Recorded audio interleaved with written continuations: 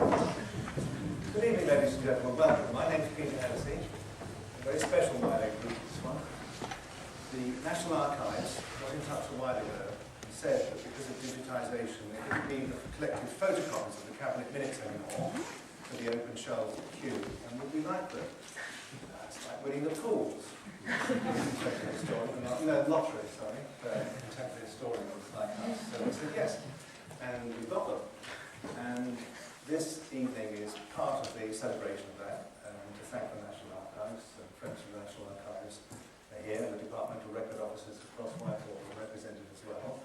But also, it's a great reason, a great excuse for getting together to Cabinet Secretary, John, who did it with the bulk of Mrs Thatcher's premiership, and Gus, who's got through more Prime Ministers than is possible to count, Cabinet Secretary. I'm glad to say it's an entirely open session, both what we're going to say in the opening conversation between the three of us and at question time. So it's all usable. And it's a conversation about the art of minute-taking. It reminds me of a history book that not many people have read, Anthony Grafton's book on the footnote. It might strike some people as vaguely on the nerdy end of the spectrum. For the likes of us, it isn't. It's neat and friendly. And for those of us who spent a long time in the archives reading the Cabinet minutes, we've known for a long time that it's not exactly what's said, not necessarily the same order or the rest of it. But Gus has brought us a treat tonight. I think you all got it. He classified instantly, just like that, Tommy Cooper style, the guidance for invitation.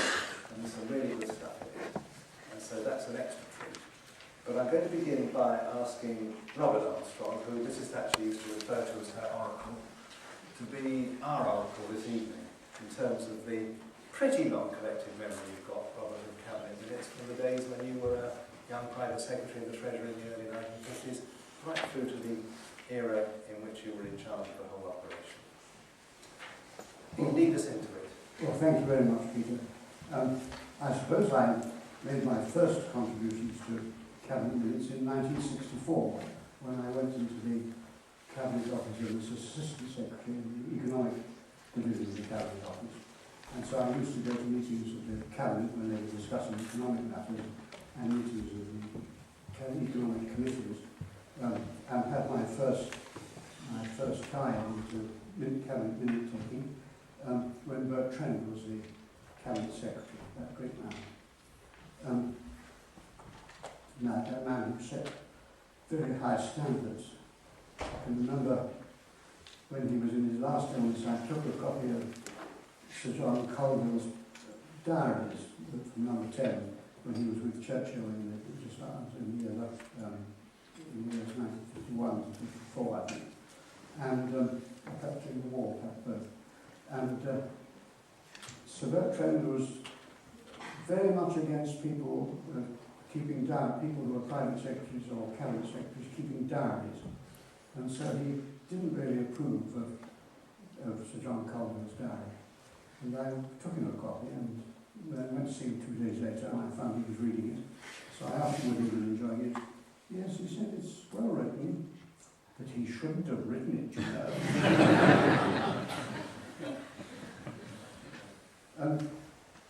I think the first thing to say about the Cabinet minutes is to remind ourselves what Harold Macmillan said to Sir George Malaby while Macmillan was Prime Minister. There was a copy of the Cabinet minutes lying on the table, and Macmillan put his finger on them and said to George Malaby, "The trouble with you people is that you're falsifying history." And he was both right and wrong about that. The Cabinet minutes do not falsify history, and everything that is in them is true, but they are not a detailed blow-by-blow account of what takes place in the Cabinet discussion. And their primary purpose is not as historical records, though they are that secondarily. Their primary purpose is to be tools of administration, to tell Whitehall, and particularly, of course, ministers and senior officials who have not been at the Cabinet, what they discussed, what they decided, why they decided what they decided, and what was to be done about it, what action was to be taken. I used to think it was rather like sonata form, for those of you who are musicians. There was the exposition. This is the form of the cabinet minutes, sonata form of the cabinet minutes. It starts with the exposition of the subject attributed to the minister who is presenting the paper. And then there's a development section when you record the discussion, not person by person, but theme by theme, bit by bit. You record the points that were made in the discussion. And there are various ways of doing that which are described in this item you're taking. And then there's what you might call the recapitulation, which is the summing up of the discussion. And finally, the decision taken. Finally, the conclusion, the coda, which is the section in which the minutes say who is to do what about it, who is to take what action. And that form, I think, has been going for a pretty long time. It was the form which I inherited when I became Cabinet Secretary, and it was clear that it had been the current form from the time when Sir Norman Brooke first became Cabinet Secretary in 1948. If you look at minutes before that, the Hankey minutes and the Bridges minutes, there's much more, it's much more Mr. X said that and Mr. Y said the other. Whereas in the minutes that you now see, in the documents which Peter has extracted out of the National Archive, the account of this subject to be discussed is attributed to the minister who presents it, and the summing up is attributed to the Prime Minister or the chairman of the committee. But there is no other attribution to individuals. There's a fairly full account of the points that are made in the discussion, but they're not attributed to a particular minister. So that you can, when you compile that section of the cabinet minutes, you can conflate what 3 or 4 different ministers have said, or of course where there's duplication, which there just occasionally is. That doesn't have to be a in the minutes. And this form has become had become when I took over standard form. Some ministers, I think Mrs. Thatcher herself hankered after minutes which were much briefer, which would just record what the subject was, what the decision was, and leave it at that. But it was important for the purposes of administration for people to have a clear idea of not only what the decision was, but why it had been taken, and the various arguments that had been deployed in the discussion of it. And so the form survived. Did Mrs. T actually say that? She wanted just... She did say that. She did say it once, but she didn't say it with great emphasis. It wasn't one of the things to which she attached huge importance, and she never said, get on and do it, which she would have said if she'd cared anything about it. Would you have done it? I should have argued with that. Which you didn't always want to do with. Sorry, I interrupted. But I'd started, I think Gus has had a similar experience, but quite early on in Mrs. Thatcher's time, I had sent her a document, a memorandum, I can't remember what it was about, doesn't matter. But it made recommendations after discussing the subject and the arguments performed. And at one of the regular meetings I had with her, with just the two of us, she was clearly unhappy with it, and she took the line of a kind of advocate and tried to undermine it with advocacy. And I suddenly heard myself say, no, Prime Minister, you're wrong. And I did wonder, as I said it, whether that was the best thing you could say. I thought of Queen Elizabeth saying, little man, and must is not a word you use for princes. But Mrs. Thatcher stopped immediately and said, why do you say I'm wrong, Robert? So I burnt my prints. I said why she was wrong, facts and figures and all that. And she listened without interrupting, and at the end she said, "Thank you, Robert, you're quite right, I was wrong." And from that time on, her respect for me and my respect for her rose very considerably, because I knew that she had strong views and strong feelings. She would listen to you, and if you could persuade her, she was able to be persuaded. That's rather a distraction from the business of minute taking. Before the distraction finishes, can you safely say in public now, for the time you persuaded her not to announce in advance what the cabinet conclusion should be? Well, the conventional way of doing it, the Prime Minister chairing the cabinet, is of course to invite the Minister concerned to introduce the subject and to let the discussion flow around the table, and then to sum up what is the consensus, or the main consensus, as the summing up of the meeting. Mrs. Thatcher was rather given to announcing her own view at the very beginning, and challenging, so that the summing up came not at the end, but at the beginning. And challenging her colleagues to disagree with it or take another view. And on one occasion, I'd done my work in advance, and I thought I had discovered that on one particular matter, she was alone, and that no other cabinet minister shared her views. And so I said to her before the meeting, "I wonder if this will be an occasion when you might play it the other way and not say what you think at first, but let the minister introduce the discussion and let it flow. Because I think we're going to find that nobody agrees with you. And I wouldn't want you to spend political capital expounding your own view and then finding it overwritten in the cabinet." And so she looked at me as if I was mad or wet or something. And we went into the cabinet.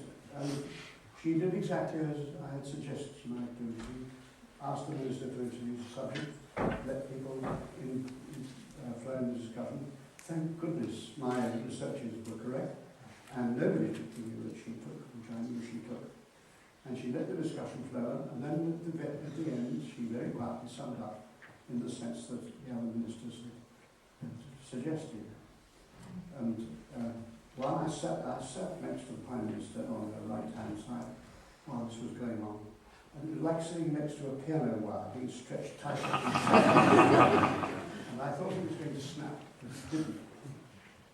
And then the cabinet, after she said her piece at the end and summed up in the sense that others felt, everybody went away, and I gathered my papers to go. And she turned to me and she said with a smile, "Did I do all right, Robert?" So you can see why I loved her. To go back to the cabinet minutes, the practice was that there was always, for every item, there was a deputy secretary present as well as the secretary of the cabinet, and the deputy secretaries would contribute minutes on particular items. Those would all be sent to the secretary of the cabinet, who would edit them and put all of them together. I used to try to write at least one of the minutes, but not usually more, and any very sensitive ones. The aim was to get the minutes assembled and agreed and sent for distribution by 8 o'clock in the evening, the day the cabinet met, so that the minutes went round the following morning on the first delivery of papers, 8 o'clock. And it was only very exceptional when we were not able to achieve that result, because it was obviously important that ministers and departments should know what had been decided and why.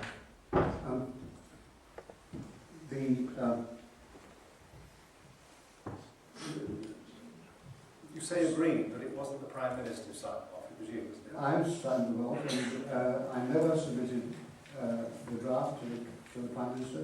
She never asked to see it. I don't know if she ever read the minutes, actually, because there were many more interesting things to read. But she never queried them, and she never asked to see them in advance. And indeed, nor did any other minister. And we never had to. I had one or two grumbles occasionally But as the points made in the discussion were not attributed to individual ministers, they couldn't really complain that they had not properly recorded what they said. And that was quite an advantage, really, in getting the minutes out quickly and not having to deal with a lot of amendments as it went on. Now, I think the most extraordinary meeting of the Cabinet that I was Secretary at was a meeting in January 1986 about Western, when the Prime Minister had decided that no minister was to make a press statement, make an announcement about the Western affair, which had become very heated, without getting prior permission from the Cabinet Office, which meant her, of course. And Mr. Heseltine, who was Secretary of Defence, said he was perfectly prepared to agree to that future statements should go, but he was not prepared to agree that statements, if he repeated statements he'd already made, those had to be clear. And she insisted that they did have to be. And the discussion became more and more tense as this went on. And a number of ministers tried very hard to reconcile those issues, to prevent them breaking out into some kind of crisis.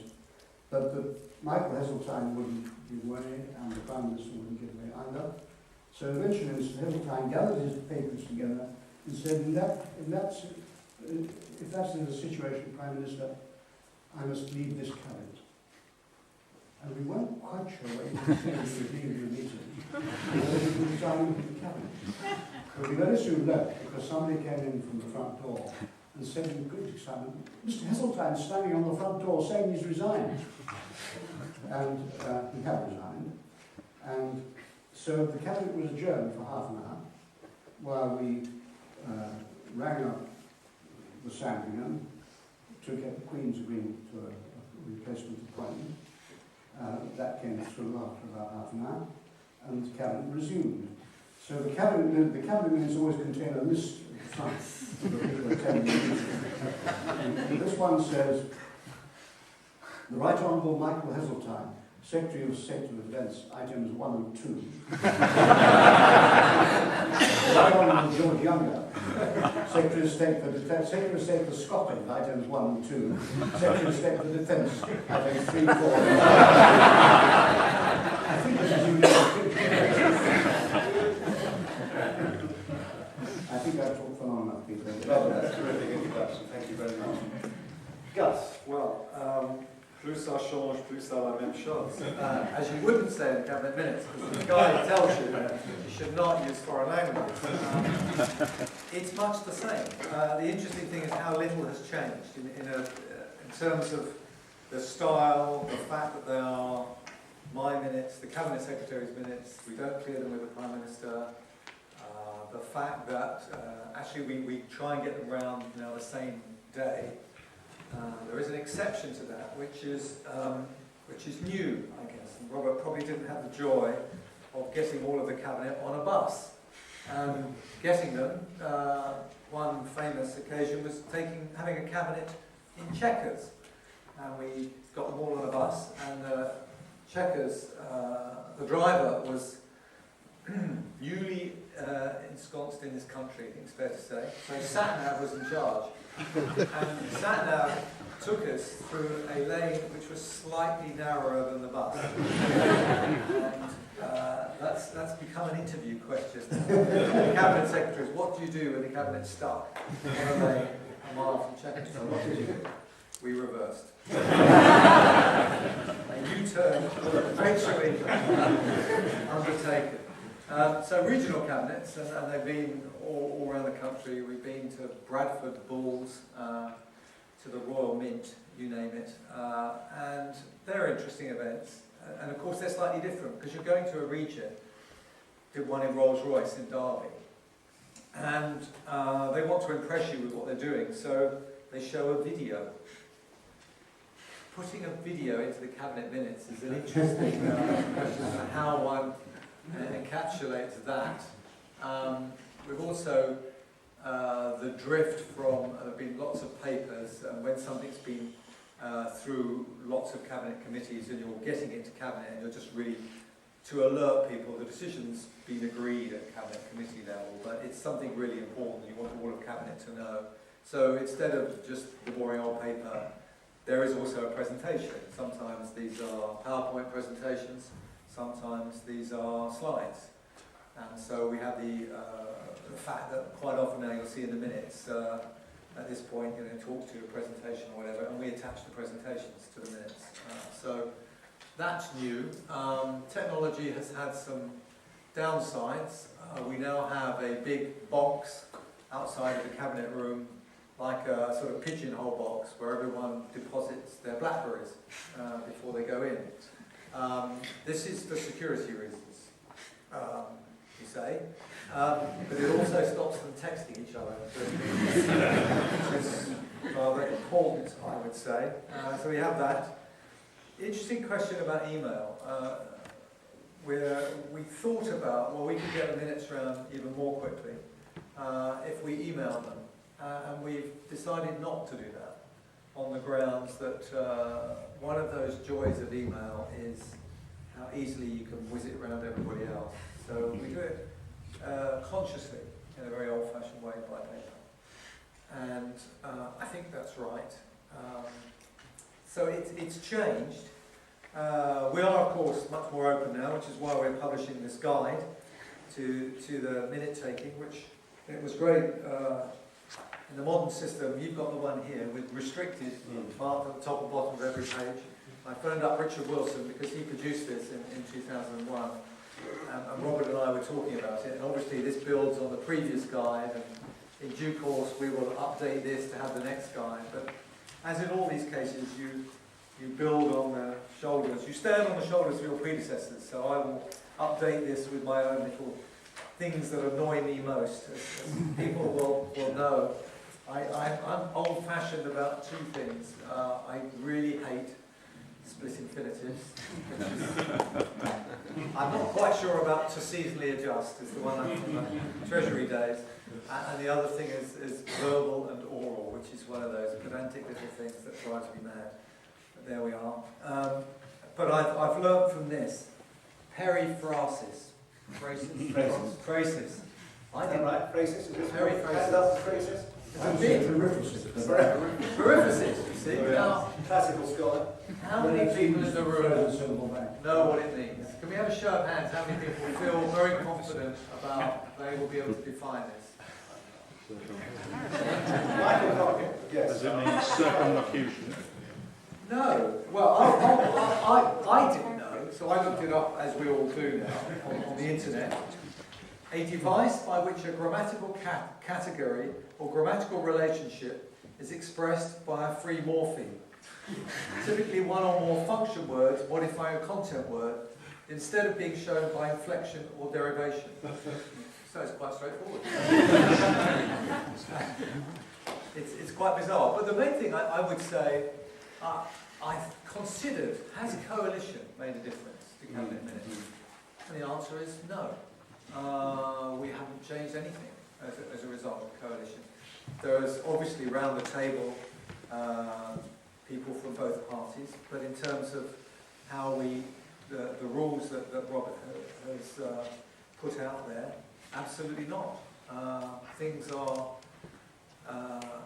occasionally there are slightly more people in the room. Sometimes we need a few officials from for the Deputy Prime Minister and the like, Lib Dem Chief Whip, for example.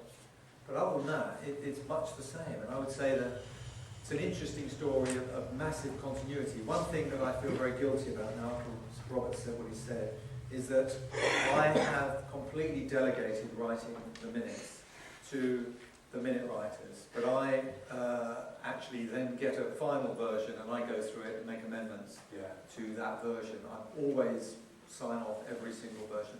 The reason I do this is because there's a man sitting in the room there, Paul Britton, who was responsible for doing the minutes for how many cabinets, Paul? 400. 400 cabinets. Now, if I think, as a new cabinet secretary, I can improve on someone that's done 400. So Paul does the first draft, and I will occasionally amend them, and that seems to work extremely well. And you should realise that Cabinet are very aware of this, and the fact that Cabinet, in my time, I can't think of any serious amendments that have been made. They've been accepted, and we were talking today about one Cabinet Minister that reads them quite assiduously, and actually we feel that most of them do, although Prime Ministers, I think, rarely, I would say, because of the simple weight of events. But this shows, I think, that they're written very well. And when Paul did his 400th, we wanted to give him a leaving gift, and so we said, well, your last set of minutes, we got the whole of the Cabinet to sign it, and they applauded him off. Correct. Correct. Andrew Turnbull has sent an email, because he can't be with us tonight. I don't know if we've circulated it, but it describes much the same system, I think, that he would rely upon Paul and others to do the... that's right, isn't it, Paul? Oh, it didn't. The system didn't change in my time. Yeah. The style of the 4 cabinet secretaries I worked for was a little different. Some were a bit more interventionist, some less so, but it has not been the case, as far as I know, in the last 20 years that the cabinet secretary has written the minutes. It's been delegated as Gus has described. Yeah. And Robert said you'd write one to keep your hand in.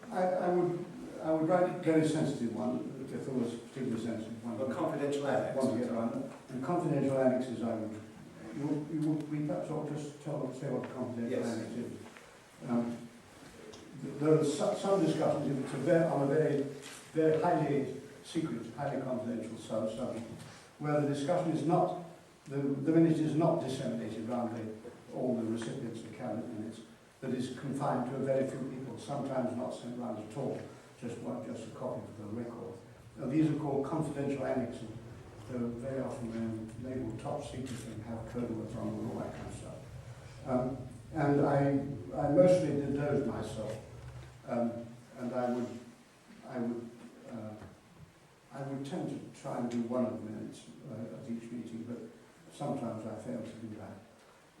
Confidential annexes we've also got from the National Archives, and they tend to be much fuller records, don't they, than the normal minutes. And would I be right in thinking if a resignation is thought to be likely or possible that the minute gets fuller? Certainly when people threatened to resign in the Churchill cabinet in '54 when he came back after trying to do personal diplomacy with the new Russian leadership. I think at least 2, probably 3, George Jones might remember, cabinet ministers played hell with this, and the minutes became very, very full for the 3 crunch meetings in July '54. I don't know if that's still, because you don't have threats of resignation. Certainly It's not. always pure harm. But I would say when you look at those really important cabinets, they do tend to have longer minutes.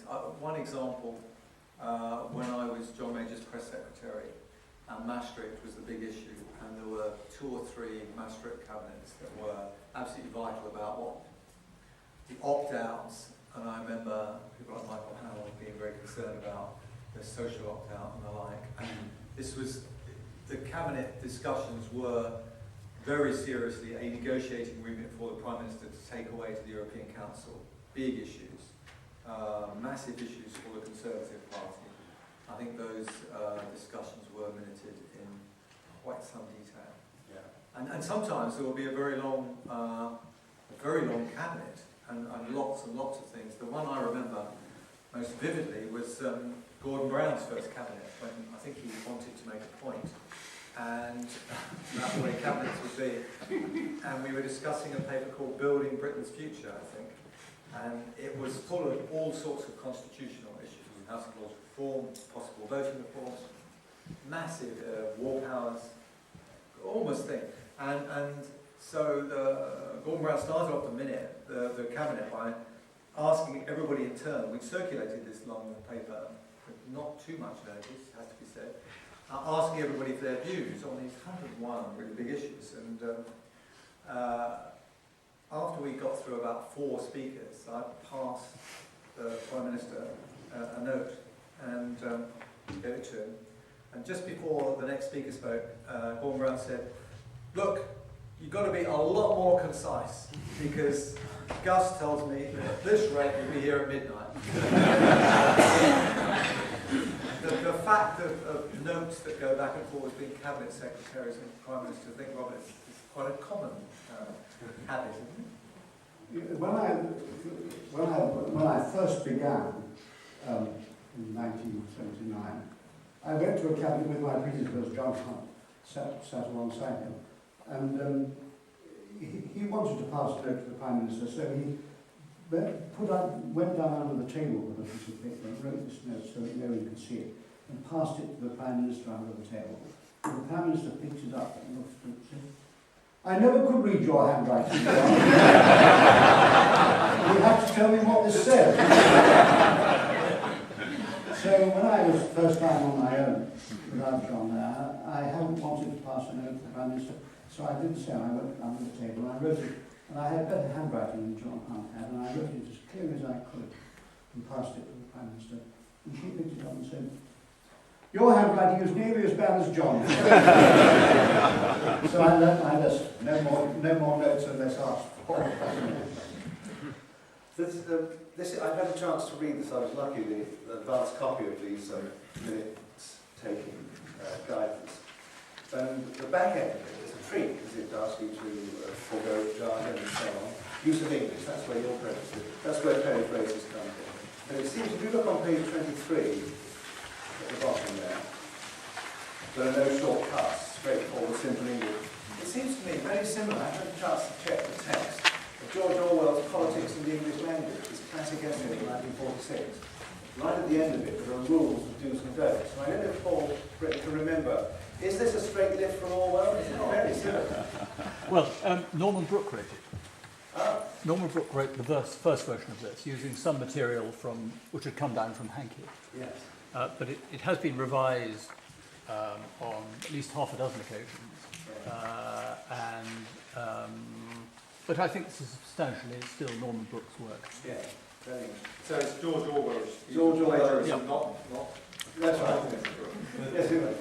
George Orwell did publish his stuff with Norman Brooke, didn't he? And Norman Brooke was an extraordinary influence. I mean, his shadow is across so much of today's system, not least his document, as Paul just said. I didn't know, but I'm not surprised. But he's very much one of the creators of the modern job, isn't he, Norman Brooke? And you actually knew it quite well, Robert. I did know, and I did very greatly.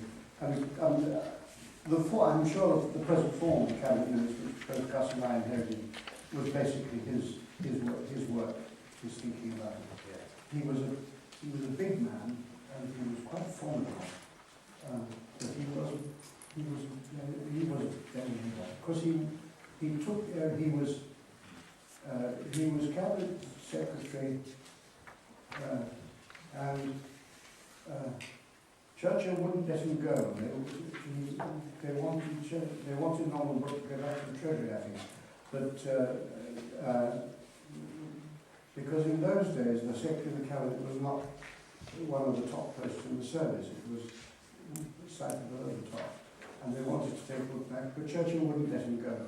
And he really, I think it was he who was, as much as anybody, who set the tone and set the nature of the job, and prescribed these things. I'm interested that it goes back to digital marketing. One of the things that we were talking the other day about is, I think we can perhaps talk about it here too, is Norman Brooke was Cabinet Secretary at one of the great perilous moments for the craft of being Cabinet Secretary for Crown Service Germany, the Suez affair in '56. And when the confidential annex for the discussion of October the 23rd, I think it was 56, was declassified under the 30 rule Q, my Radio 4 producer Mark Leahy read it first. And there it was, from secret conversations in Paris. It's now unlikely the Israelis will attack Egypt alone. And there it was, the collusion. It wasn't in the minutes, it was in the confidential annex. Because a whole series of Eden's ministers had pretended that they didn't know anything about it. And had a whisper of it, there it was. And I think Robert Rhodes-James, in one of Eden's biographers, said it's the only example we've ever found of a smoking cabinet minute, and it's a confidential annex. But the problem for Brooke was being instructed to burn the said protocol on which the collusion was based.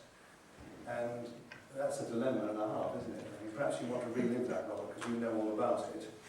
Well, I found this, the crucial meeting was in Sèvres on the 24th October 1956, and it was Ben Gurion, the Israeli Prime Minister, and the French foreign minister, who I think it was called Mr. Bonnet, wasn't it?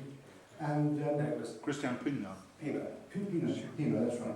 And it should be Selwyn Lloyd, but Selwyn Lloyd had some other engagement. And he sent Sir Patrick Dean to see He'd been to the first meeting, because there were Yes. two, and then he sent Pat Dean to the sent second. that Dean to the second. And at that second meeting, the arrangement whereby the Israelis would attack and the British and French would come in to, as it were, keep them apart and protect them now, was cooked up. And the people at that meeting decided that the conclusion should be recorded. And 3 copies were made, one for the British, one for the French, and one for the Israelis. And Sir Patrick Dean came back to London and went to number 10, up to the Prime Minister's room there, and gave him this document. And Sir Anthony Eden, who's Prime Minister, was notoriously short-tempered, lost his temper and said, "I told you there was to be no written document from this meeting, give it to me." So Sir Patrick Dean gave it to the Prime Minister, and then I looked for this document when 30 years later, when the Suez Papers were due to be released. I looked in vain for this document through all the papers and failed to find it. All I found was a note by Sir Norman Brooke saying that on the instructions of the Prime Minister he had destroyed certain personal papers relating to the Suez affair. Then I heard that Norman Brooke had been seen by Edward Heath, who was the Chief Whip, coming out of the Prime Minister's room, and as he said so, "The Prime Minister has instructed me to destroy these papers. I suppose that as he has told me to do it, I must do it, but I shall leave a note to say that I have done it on his instructions." And sure enough, that paper was recording the fact that he'd done it was thrown out in the Cabinet Secretary's archives when I was there. National Archives has got a copy now, a copy of the Ben Gurion copy. So, future Prime Minister learn a lesson from that. It always comes back in the end. There was a sequel to that because Sir Patrick Dean was sent back to Paris the following day to try to persuade the French to give up their copy. And he went to the Quai d'Orsay, the French Foreign Ministry, and announced what he was come to do. And he was taken to a room and asked to wait. And the room was locked, and he was locked into it. He was brought a glass of water, but nothing else. And after a couple of hours, somebody came to him and said that the French were not prepared to give up their copy of the document. The document had gone with Mr. Ben Gurion to Israel, and they made it more than clear that they thought that this was perfidious Albion at work again. So Sir Patrick Dean had to come back and acknowledge that he had failed in his mission, and the Prime Minister was very angry about that too. What would you have done, rotten question, both of you, if you'd been asked to burn a hot piece of paper to do with the war? It's a terribly difficult question, and I was not required to face it. There were other documents in the Cabinet Secretary's cupboard which we were pledged never to publish, and I wondered whether we should destroy them, though we haven't been told to. But if I had been instructed by the Prime Minister to destroy a document, I think I should have done what Norman would do. And I should have been very tempted to bury it somewhere 7 fathoms deep. Always give it to me. They're not nearly deep enough in terms of that. Because it's illegal to do that now with the Freedom of Information Act 2000. Absolutely. Save this dilemma. So I would say, Prime Minister, I cannot do that. Tell us about this cupboard where the hot stuff is. It's not. Who says it's That's a the kind of cupboard? question I was asked by Mr. Turner in the Spycatcher trial.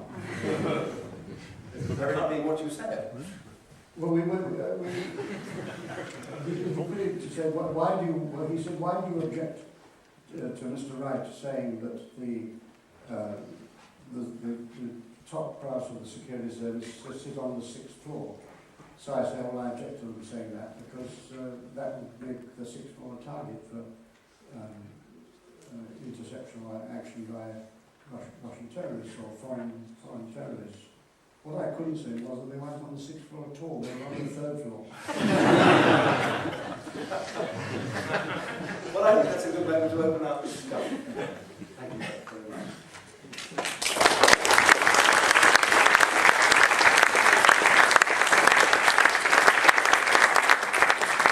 We have roving microphones in the usual way. Who'd like to start?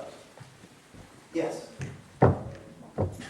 The processes of government are becoming open to ever more scrutiny probably than they ever have been before, and also as we've seen with the declassification of this document, Whitehall is also becoming more open as well. I was just wondering how you would comment on how this affects the idea of a kind of good chap theory of government, and related to that the significance of the passing of a Civil Service Act in 2010. Sorry, quite a long question. Perhaps I better explain the good chap theory of government. It was Clive Priestley who invented that when he was working for you, I think, Rob, in the Cabinet Office, and he said, good chaps of both sexes, mind you, good chaps know where the lines are drawn and they know when not to stray beyond them. So you don't have to write anything down. It's the era before codes, the age of innocence, because good chaps didn't need telling. That's roughly a summary of good chap theory of government. Should I kick off? Just in, yeah, good chaps, we wouldn't use phrases like that. Especially in an era where, for about 3 days, I managed to get 16 top those sex, 50% male, 50% female, before the INET grabbed Minouche Shafiq. It's very sad. In terms of not writing things down, is that not writing things down because everybody knows how they should behave, or not writing things down because... Well, it's in terms of the code, the Civil Service Code. I think he was referring to the behavioural Because you didn't need a written chaps, everybody know. Chaps knew. No, more than ever, I think, if you look at the events this week alone, I mean, it just tells you that culture and values are massively important. MPs' expenses, media, police, the important thing for the civil service is its values, and actually they're like the cabinet minutes. They stay the same. A lot about the civil service changes, modernises, adapts, is dynamic, but there are certain things that have to stay the same, and I think the values are there. Northcote Trevelyan put them down 150 odd years ago, and last year, thanks to my lords and the Commons, we got it through. Fabulous. So they're there forever, until Parliament, of course, decides to change them. I hope they don't.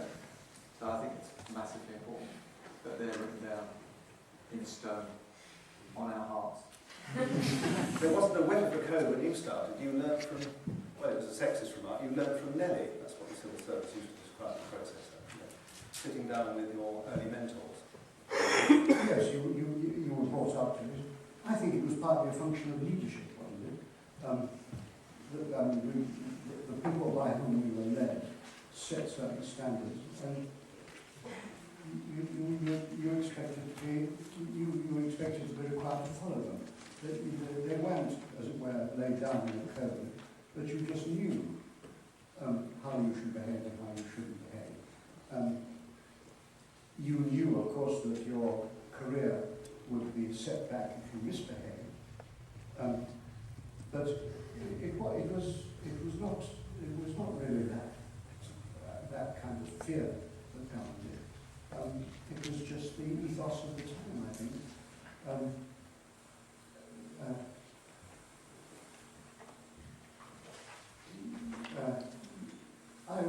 When I was a young civil servant, I would have thought just what Sir Edmund Bridges would say. He set a standard of behaviour, and others at the time did the same, but he set a standard of behaviour that you knew that you wanted to live up to. And you knew what was required of you to live up to it, and you didn't have to go written down in a code.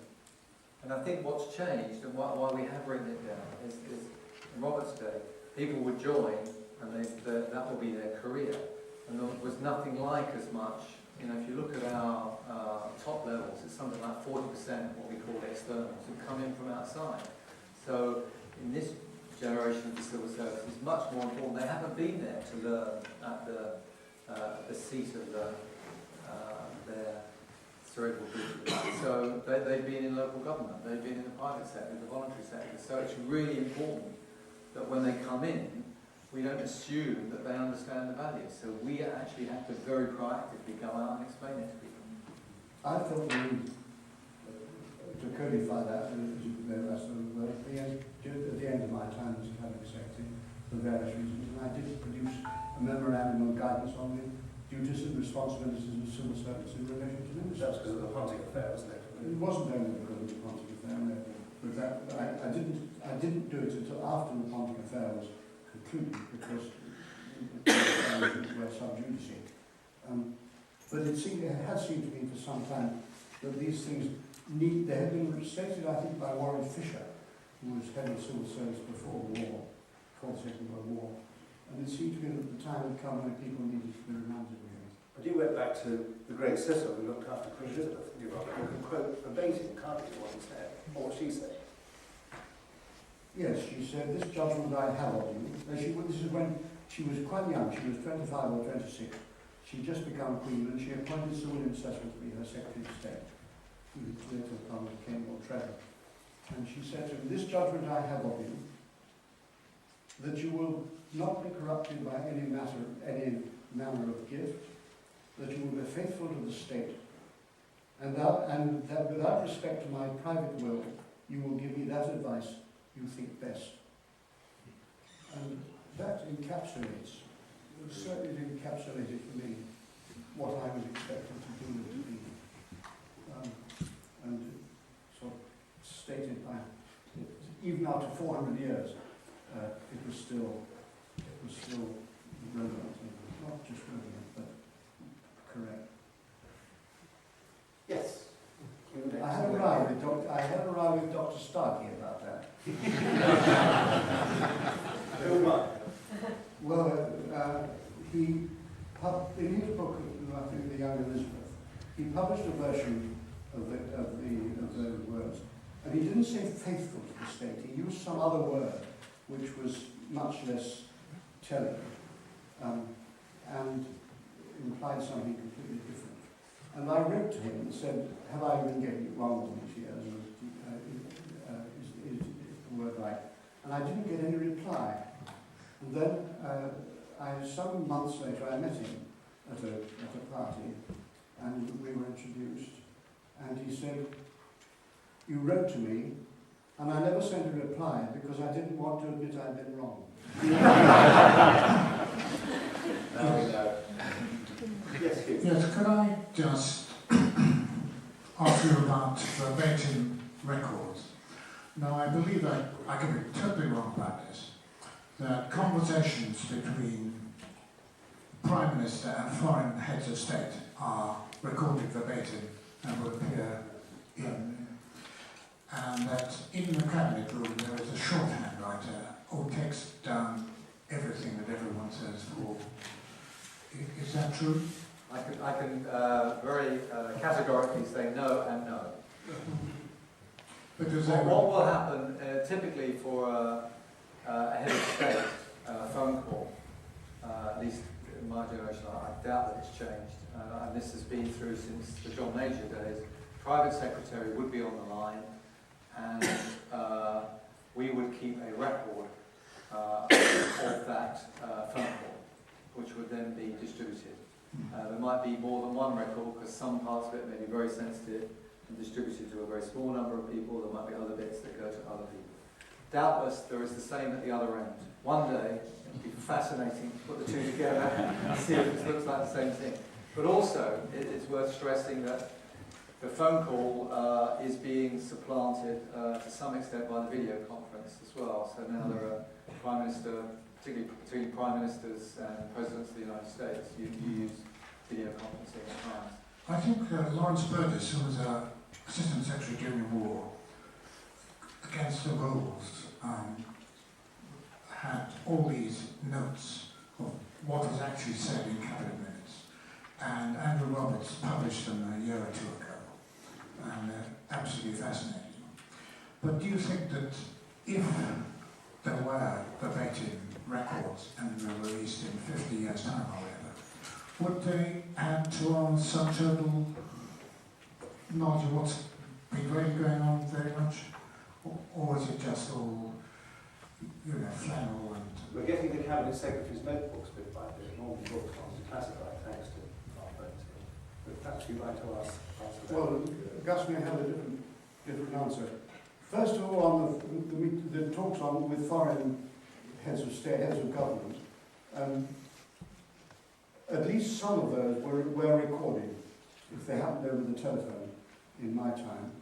And I think there were recordings of Heath talking to Nixon, and probably of Thatcher talking to Reagan.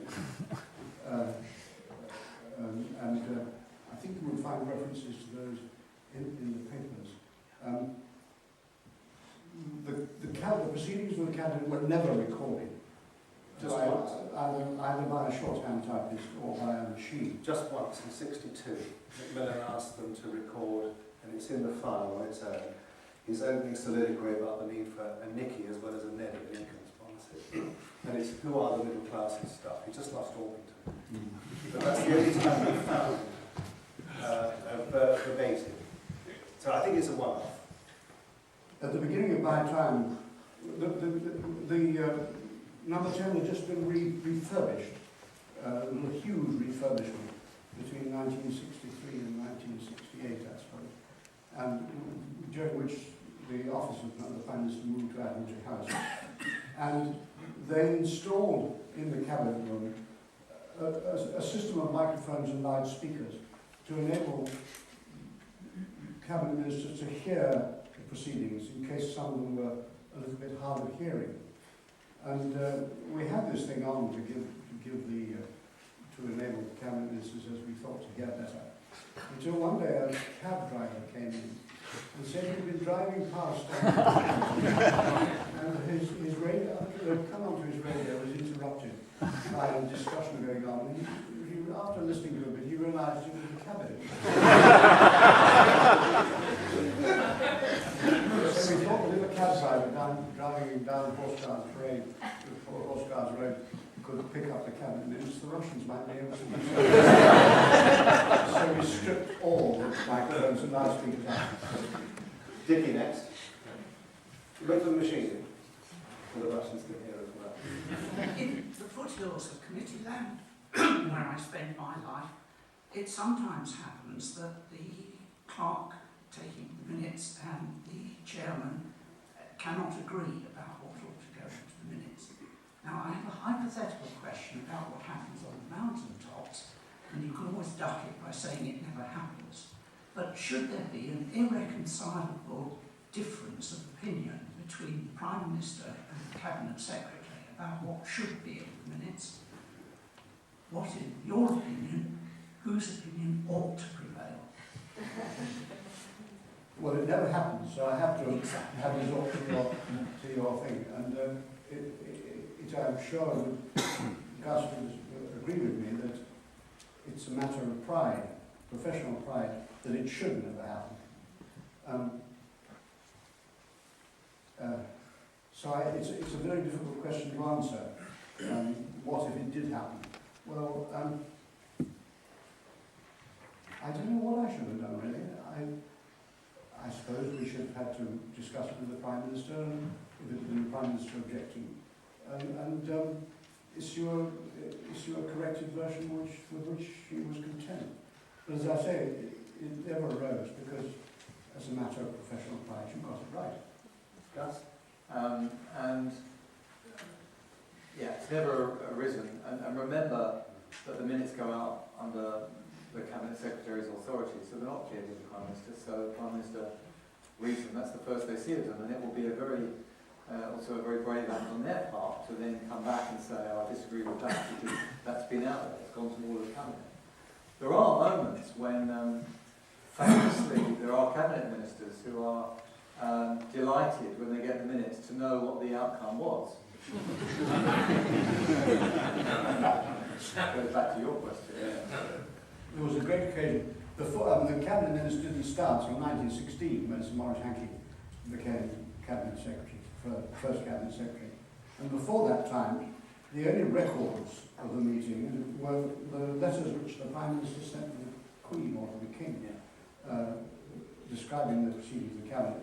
And sometimes these were racy, in the case of Mr. Disraeli, rather than accurate. That'd be nice.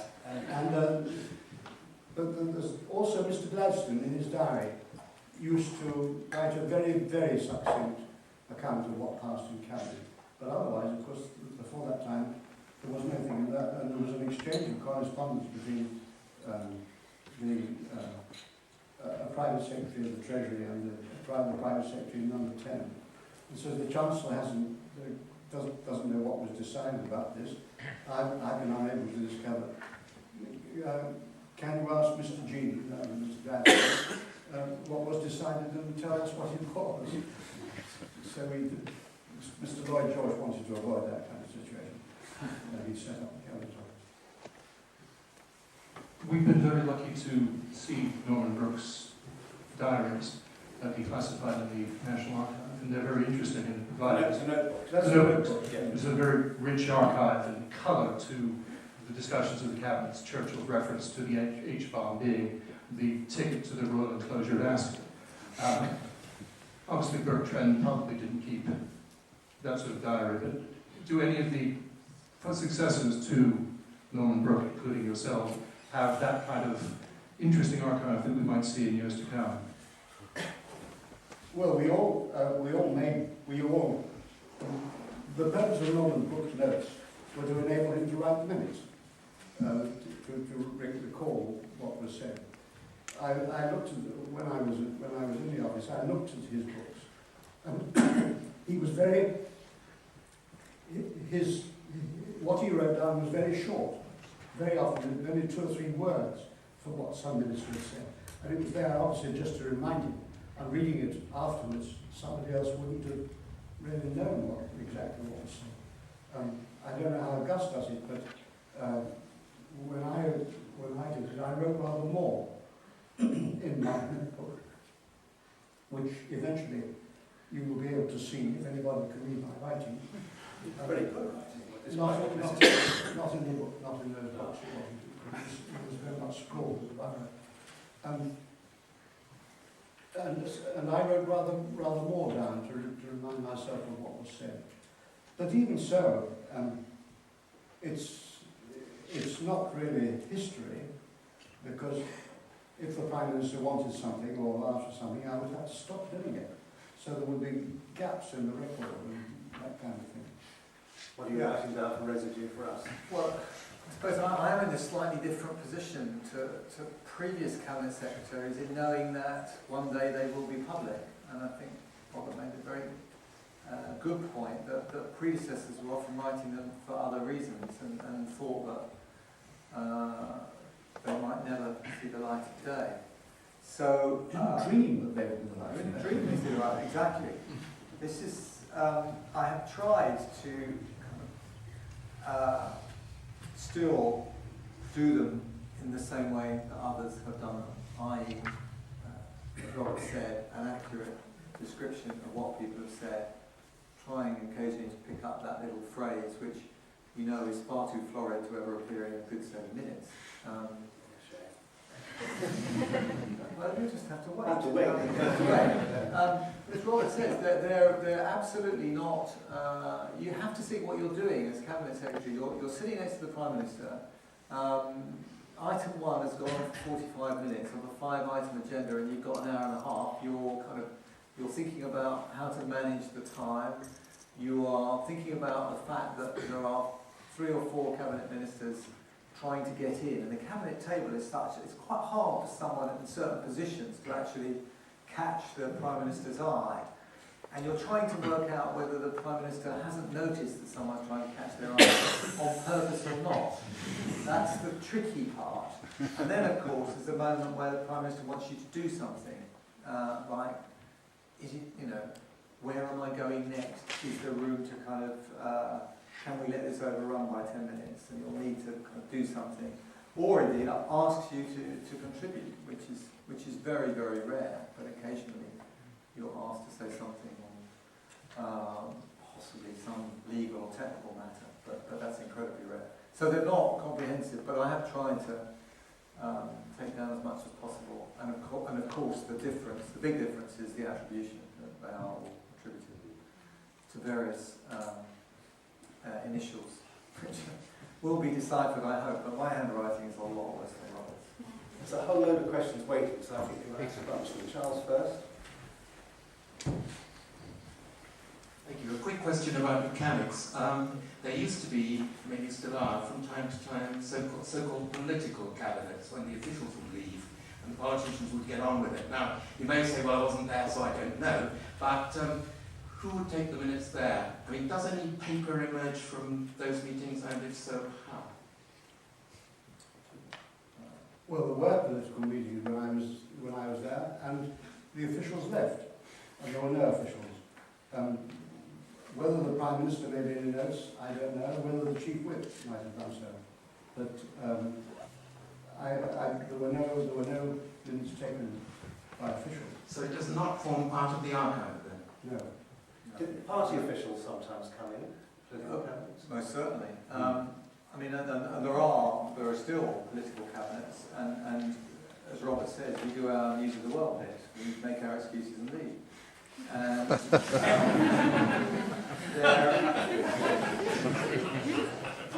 no one's going to understand that years from now. Well, this audience is too pure to understand it now. But no, there are lots of political pollsters and the like may come in for a political cabinet, but in general, I've not seen a record of it, nor would I expect to, but it's done on the party net. It's interesting. I wonder, this is one of the things, change to coalition. Would there be a political cabinet in coalition? If so, would it be just the Conservative members or just the Lib Dem members? And the answer is there are political cabinets, and they're the same cabinet as the normal cabinet. Tony, then Fox, if we can bunch them together. Thank you. I was intrigued that you didn't explicitly refer, neither of you explicitly refer to the famous line from the Prime Minister about cabinet minutes. I wonder what you've implicitly referred to it, but I wonder what your view is on it, which was I got it right, it was Sir Humphrey explaining to Bernard how to do minutes, and said that the purpose of minutes is to record what the Prime Minister would have said if he actually meant to say. That's one question. The second question is that Maurice Hankey was there for so long, right at the beginning.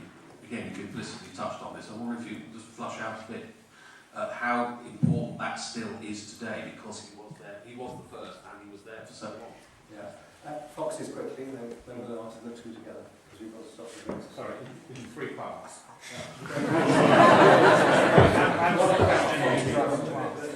The 5 days in May, the secret cabinet meetings with Churchill. How much is history not served by the fact that we don't have a minute on it? How does what you are describing serve the collective memory, as Lord Armstrong referred to? It's not primarily for history, yet historians and journalists use it. And how much is that now broken by the awful fallout of what we've had in the last 10 days or fortnight, which is the system fundamentally broken, the trust between journalism and recording what goes on, and how this is going to be processed in the history, and how can we remake it? Well, right. Leave that to Gus. Should we do the first one? Yeah. Well, you've got a fantastic line on this. Come on. Well, Sir Norman Brooke is, when asked what he did as Cabinet Secretary, when he went into the Cabinet, he said, "You don't write down what they said when you're writing the minutes. You write down what they would have said if they had thought what they were saying." And he said that Hankey had a little verse, which, as I said, the great ones depart for their drinks and their dinner. The secretary stays getting thinner and thinner, racking his brains to record and report what they think that they ought to thought, what they think that they thought that they ought to have thought. Reality is better than the fiction. And I bet that the Yes Minister story comes from that. The history point, I'm not entirely sure I understood the question How is exactly. it going for collective memory? Sorry? You say it's entirely for your process of government. I see what you mean. Well, the primary purpose, I would say, of cabinet minutes is exactly what Robert said. This is to tell departments what's been decided, to record the nature of the debate, those things. I think we're all aware that as you go down the hierarchy of reasons, one of them is that this is a record. It's a record of decisions.